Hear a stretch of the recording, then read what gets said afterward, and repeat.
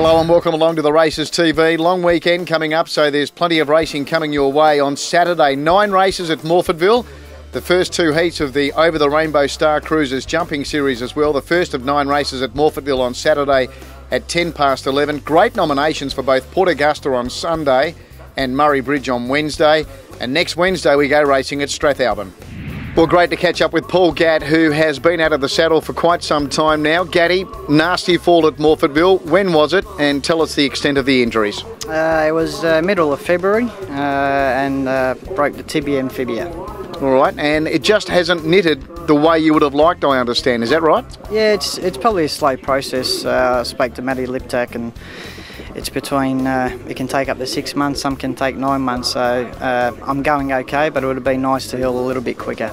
All right, have you got any idea when we might see you return to the saddle? Well, I'll get re-x-rayed again in August, and then they'll reassess it and to see if I have to take the screws out or hopefully get the clearance in August.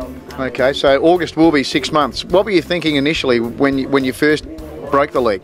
When I first looked at it, probably won't want to say the words, but when I first looked at it I thought I was in big trouble, so yeah, it could have been a lot worse. How's it been, mate, sitting on the sidelines? I know you're such a great competitor. I know you love your sport as well, so you had plenty of time to have a look at some other sport. The EPL would have been hard, Manchester United having an ordinary year. How's it been watching from the sidelines? Yeah, it's a bit like me and you, a little bit wounded, but we'll bounce back, no doubt. Yeah, it's been a little bit frustrating. Probably could have rode Kushadasi in a derby, and it was good to see him win for Richard Jolly, but it would have been great to be a part of it.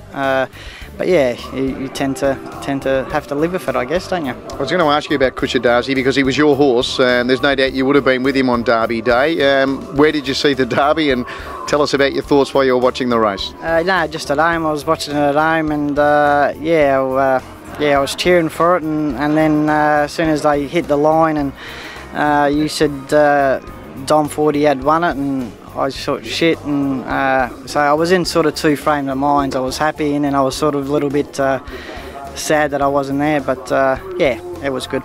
All right, had some time obviously to spend at home though with Brooke and the kids. Yeah, no, it's been good.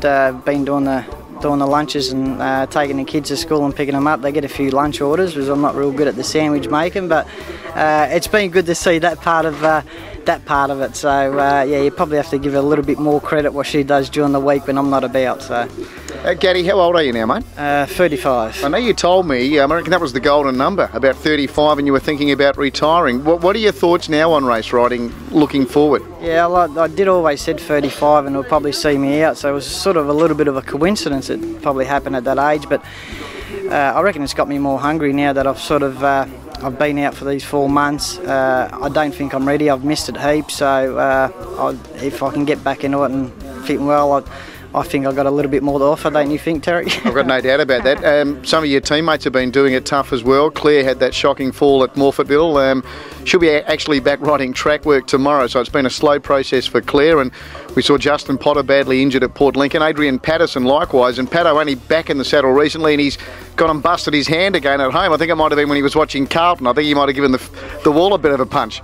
Yeah, it's just been one of those sort of last few months. It's been frustrating for everybody, so hopefully the bad luck's out of the way and we can all get on with it and be safe. Well, Gatty, you're one of the great jockeys here in this state, there's no doubt. Our riding ranks are poorer with you not riding at the moment, so let's hope all goes well when you check up with Matthew Liptak in August and we see you back real soon. Thank you.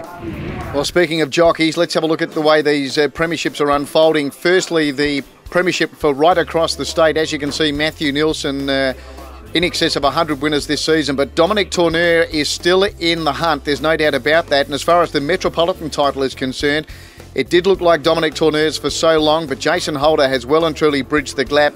I wouldn't write Matthew Nielsen off just yet either. And the John Letts medal count, let's have a look at the progressive count before we then lock away the last couple of months, and we'll find out on the big night, the big awards night, who takes out the John Letts medal for 2013-14. Morphettville on Saturday, a quick look at the jumping races. Race 1, the hurdle, at 11:10, as we said, it's an early start.